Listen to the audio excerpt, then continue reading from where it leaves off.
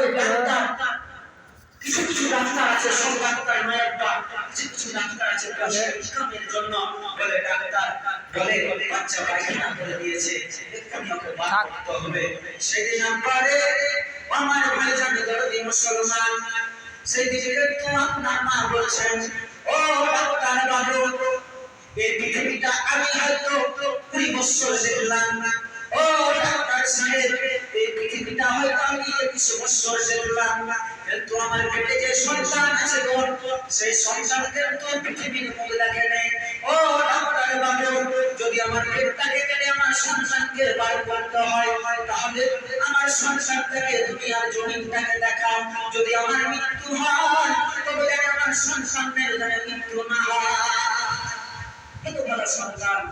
সেদিন তোমার মায়ের মাথার বন্ধা ঝুল, তোমার মায়ের সেদিন মাথার বন্ধা ঝুল বেডের মধ্যে শুয়ে দিল, আর এই রক্ততে আপনার মায়ের মাথার চুলটা ছেঁড়া করা হয়ে গেল। ও আল্লাহ জানদারি ভাইজান বলে, সেদিন যদি মনে করতো আপনার মতো সন্তানকে, সেদিন আপনার মায়ের পেট থেকে আপনার গলা থেকে কেটে দিতে পারত। এত দুঃখ কষ্ট যন্ত্রণা আপনার মায়ের নিজের পেটটাকে কেটে নিজের শরীরের রক্তকে, নিজের চুলমালা, নিজের মুখের ওটা অন্য রক্তকে ভর্তি হয়ে গেছিল। খালি আপনার 10 মাস 10 দিন মায়ের পেটের মধ্যে যে লাথি মুক্তা মেরেছ, সেই কষ্ট যন্ত্রণা ভুলে করে বাবা বাবা কেটে দিয়েছিলেন কেমন করে? মা মা বলে যখন কেটে দিয়েছিলেন, মায়ের কলিজাটা ঠান্ডা হয়ে গেল, মায়ের অন্তরটা কলিজাটা ঠান্ডা হয়ে গেল। মায়ের দুঃখ কষ্ট সব ভুলে গেল। ও আমার জানান মালে, আমরা হতভাগা সন্তান মায়ের খেদমত করতে পারলাম না, আমরা হতভাগা সন্তান মায়ের খেদমত ভালো করতে পারলাম না। আজকে আব্বা আছে, আব্বার আমি ভালো করে খেদমত দিলাম না, আমার মা বেঁচে আছে, মায়ের খেদমত দিতে পারলাম না।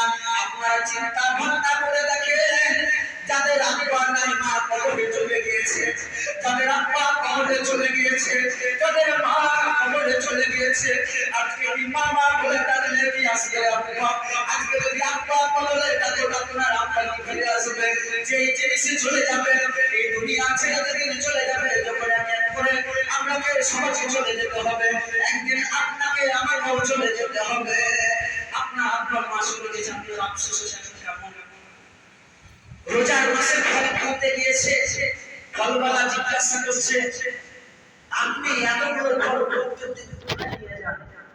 বলছে আমার আব্বা মা আছে, তো মায়ের জন্য আমি আলাদা করে নিই, আব্বা মায়ের জন্য আলাদা করে নিই। কেন না, তো আমার বাড়ির বেবিটা যদি দেখে আমাকে একটু খেঁচামাচা করবে, তো আমাকে খেঁচামাচা করার আগে আমার মা আব্বাকে আমি এটা পার্সোনাল ভাবে দিই। তার মা নাই, তার আব্বা নাই, দুই নয়নে কাঁদতে লাগলো। এই রমজান মাসে আমার মায়ের জন্য আমি নিয়ে যেতাম, হতভাগা সন্তান, মা থাকতে মায়ের খেদমত করলি না, হতভাগা সন্তান, বাবা থাকতে বাবার খেদমত করলি না। আজকে মা একটা ওষুধের পয়সা খুঁজে, আজকে আমরা একটা ওষুধের পয়সা খুঁজে আমরা আপনাকে বলি, আমার মাকে বলি, আপনার জন্য আমি ইনকাম করে রেখেছি, আপনাকে পয়সা দিব।